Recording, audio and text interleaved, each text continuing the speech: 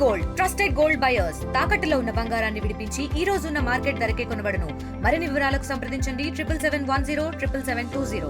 తెలంగాణలో ఎరువుల సరఫరాపై అటు కేంద్ర రాష్ట్ర ప్రభుత్వాల మధ్య అలాగే ఆ పార్టీలకు సంబంధించినటువంటి అటు కాంగ్రెస్ బీజేపీ నేతల మధ్య మాటల తూటాలు కూడా పేలుతున్నాయి. ఇదే విషయానికి సంబంధించి మనతో మాట్లాడడానికి మాజీ ఎంపీ సీతారాం నాయక్ గారు ఉన్నారు. ఒకసారి ఆయనతో మాట్లాడించేటువంటి ప్రయత్నం చేద్దాం. సార్, ఎరువుల కొరత అనేది కేంద్రం కావాలని చేస్తుంది. తెలంగాణకు కావాల్సినంత ఎరువుల కొరత ఎరువు ఇవ్వలేదంటూ ఎరువులు అన్ని లక్షల టన్నులు ఇవ్వలేదంటూ కూడా ఇటు రాష్ట్ర ప్రభుత్వం కాంగ్రెస్ మీ మీద ఆరోపణలు చేస్తుంది. రైతులు దానివల్లనే లైన్లలో నిలబడుతున్నటువంటి సిచ్యువేషన్ వచ్చిందని చెప్తున్నారు సార్. ఎప్పుడైతే వాళ్ళు అన్నప్పుడు మేము కేంద్ర ప్రభుత్వాన్ని సంప్రదించి సంబంధిత శాఖ ఆఫీసర్స్ని అడిగాం. 9,000 మెట్రిక్ టన్నుల లక్షల మెట్రిక్ టన్నుల యొక్క ఎరువులు మనకు అవసరం ఉంది ఇక్కడ. అయితే ఇప్పటికే 12 లక్షల టన్నుల ఎరువులను మేము సరఫరా చేసినాం అనేది అధికారులే చెప్తున్నారు కదా. ఇంకా మళ్ళీ మీరు ఇలలేదు అనడానికి ఏదో నోరు ఉండదని మేము ఏదో చేస్తామంటే ఎట్లా? అది తప్పు కదా. అది ఎవరైనా ఈ వ్యవసాయం ఎప్పుడైతే మొదలవుతుందో కేంద్ర ప్రభుత్వానికి కూడా ఒక దాశ ఉంటుంది కదా. ఎందుకంటే ఏ రాష్ట్రం అయినా కానీ మనం ఇక్కడ ఒకటి గుర్తించాలి. వాస్తవంగా గతంలో ఉన్నటువంటి ప్రధానమంత్రులు కావచ్చు లేదా ఇంకెవరైనా కావచ్చు, ఒక రాష్ట్రంలో ఆ ప్రభుత్వానికి సంబంధించిన ప్రభుత్వంలో ఒకటో వివక్ష ఉండేది. కానీ ఈ ప్రభుత్వంలో ఉందా? చెప్పండి, మీకు ఏం కాలేదు. ఎందుకు మాట్లాడుతున్నారు? నోరు ఉన్నదని ఏదో మేము టీవీలో మేము చెప్పిందల్లా మాట్లాడుతుంది, మేము ఎట్లా కనబడాలని మాట్లాడడమా? చెప్పేదానిలో ఏదైనా ఉందా? రామచంద్రరావు గారు నిన్న క్లారిటీగా చెప్పాడు. మేము 12 లక్షల మెట్రిక్ టన్నుల ఎరువును పంపించింది గవర్నమెంటు. అది మా దగ్గర ఎవిడెన్సెస్ ఉన్నాయి, చూపెడతాం. ఇక రాష్ట్ర అధ్యక్షుడు అన్నాక దాన్ని మరి ఇది చేయకూడదు. మనకు కావాల్సింది ఎంత? 9. మరి 9 ఉండకుండా మీరు అడుగుతా పంపుతారు. మీరు బ్లాక్ మార్కెట్లో పంపుతున్నారు. అసలు ఏం చేస్తున్నారు? రైతులకు ఇవ్వకుండా ఇదేదో బ్లాక్ మార్కెట్లో పంపావు, లేదా దీన్ని దాచిపెట్టి రాష్ట్ర ప్రభుత్వాన్ని కేంద్ర ప్రభుత్వం ఇస్తలేదు కనుక మేము కాంగ్రెస్ పార్టీ వాళ్ళం కనుక మమ్మల్ని ఈ విధంగా వివక్ష చూపెడతానని చెప్పుకోవడానికి జరిగే కుట్ర తప్ప ఇది ఇంకోటి ఏమీ కాదు. అటువంటిది ఏమీ లేదు. ఏ రోజుల్లో అయితే కాంగ్రెస్ పార్టీకి అలవాటైంది. గతంలో కూడా ఇదే చెప్పులు ఇదే పెట్టి నాశనం అయిన వాళ్ళు ఇప్పుడు మళ్ళీ ఇస్తారు అదే పెట్టుకుని. దానికి మేమేం బాధ్యులమా? ఇక్కడ గుర్తుందా మీకు? పోయినసారి గతంలో కాంగ్రెస్ వస్తేనే చెప్పుల లైన్లు ఉంటాయి అంటున్నారు. కాంగ్రెస్ వస్తేనే ఈ చెప్పులు తువాళ్ళు అన్నీ పడి ఉంటాయి. ఎందుకంటే వాళ్ళ ఎటుపోతుంది, ఆ బుద్ధి ఎటుపోతుంది? అరే నువ్వు ఆ సన్యాసులు ఎవరో తప్పు చేసిననే కదా నీకు ఇచ్చింది, మరి దాన్ని చక్కగా నేర్పుకోరాదు?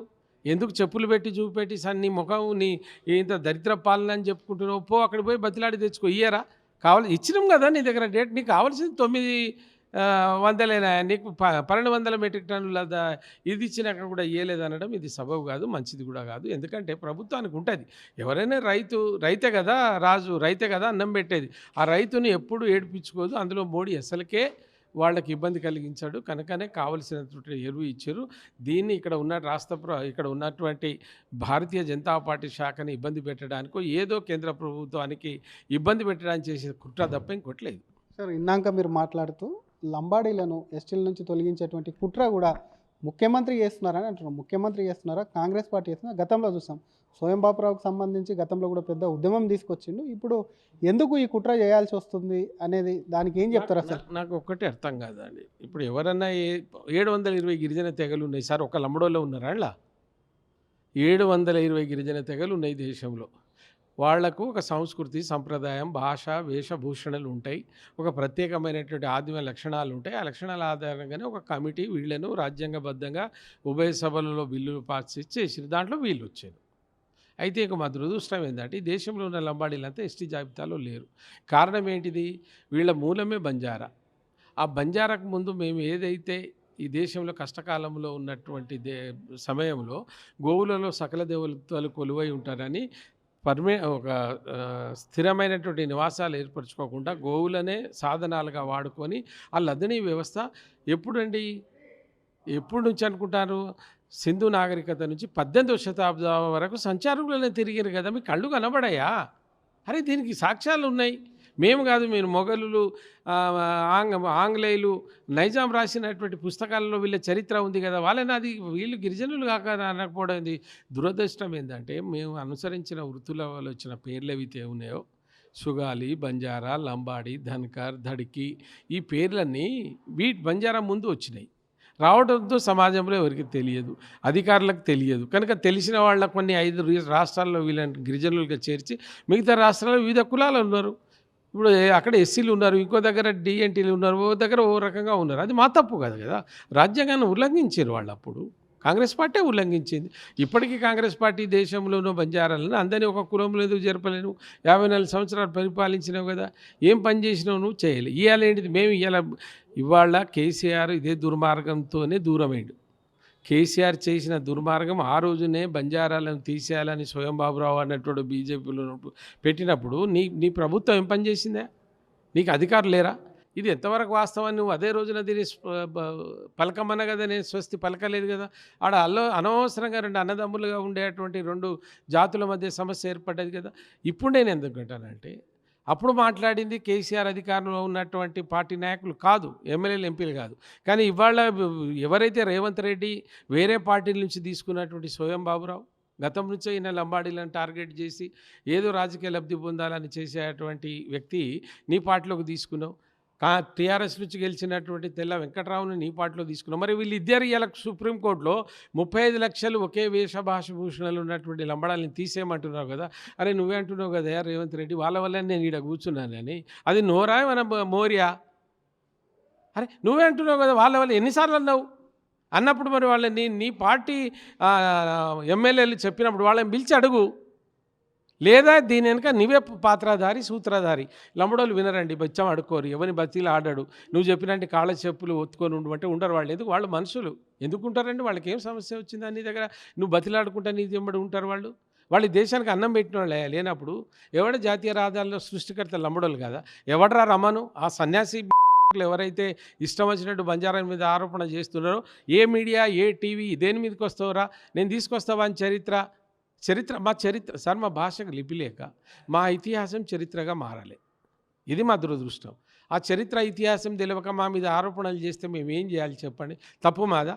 ఇవాళ నువ్వు ఏ కాంగ్రెస్ లంబాడీల వల్ల గెలిచిన అనుకుంటానవో ఆ రేవంత్ రెడ్డి ఐదర్ నువ్వు దాన్ని కరెక్టా కాదా నిరూపణ చేసుకో, అప్పుడు మేము దానికి దేనికైనా సిద్ధం ఉంటాం. లేదా ఐదర్ని సస్పెండ్ చెయ్యకపోతే నీ మీద రోజు ఈ మొట్టికాయలే ఉంటాయి. ఈ బంజారా రేపు వచ్చేటువంటి స్థానిక ఎన్నికలు ఒక్క సర్పంచ్ను కూడా ఓటేయరు. ఎట్లా వేస్తారో వాళ్ళకి ఆత్మగౌరవం ఉంటుంది కదండి. నువ్వు దొంగని ఎన్ని రోజులు అంటారు? అన్నప్పుడు నువ్వు అధికారంలో అనేది ఎవరు? నువ్వు అంటానావా, నువ్వు అనిపిస్తున్నావు అని ఎమ్మెల్యే తోటి? అది చెప్పు, బయట పెట్టది. పిలువు వాళ్ళిద్దరిని ఎమ్మెల్యేలను పిలిచి. ఎందుకు ఎవరన్నా ఒక ముఖ్యమంత్రి ప్రమేయం లేకుంటే ఎమ్మెల్యే మాట్లాడతారండి ఒక జాతి మీద? ఇది వైర్యం కదా? అవునా కదా? రాజ్యాంగబద్ధంగా ఎవరైతే హక్కులు కలిగి అనుభవిస్తున్నారో, ఎవరైతే రాజ్యాంగబద్ధంగా ఎస్టో బీసీలో ఉన్న వాళ్ళ మీద ఇంకోరు మాట్లాడితే అది చట్టరీత్యా నేరం. వీళ్ళిద్దరిని జైల్లో పెట్టాలి. అసలు నువ్వేంద్ర నిరూపించుడు? ఏం నిరూపిస్తావు? మీరేమన్నా వెళ్తారా మరి కోర్టుకు కానీ, లేకపోతే దానికి? ఎందుకు వెళ్ళాలండి? ఇప్పుడు ఏనుగు పోతా అంటే కుక్కలు మరుగుతూ ఉన్నాయి. ఏనుగులు ఏం చేస్తాయి సార్? 12 కోట్ల ఒకే భాష మాట్లాడే బంజారాలు ఈ దేశంలో కాదు, పెద్ద ఏనుగు ఏం చెప్తారు? ఏం బిక్తారు? ఎందుకు అంటున్నా? అనవసరంగా మీ రాజకీయ లబ్ధి కొరకు జాతుల మధ్య వైర్యం పెట్టుడు ఎందుకు? మీది ఎవడేం ఇప్పుడు ఒకవేళ ఈ 10%లో 7% బంజారాలను వేరే పెడతారు ఏ గ్రూప్లో, 3%లో 31 మంది ఉంటారు. నేను వాళ్ళ వెల్విషర్గా బతిలాడుతున్నప్పటి నుంచి వద్దు తమ్మి, ఇది పెట్టుకుంటే మీకే నష్టం జరుగుతుంది. అప్పుడు ఏం చేస్తారండి? 31లో 3 తెగలను 3% 31 తెగలు ఎట్లా పంచుతారండి?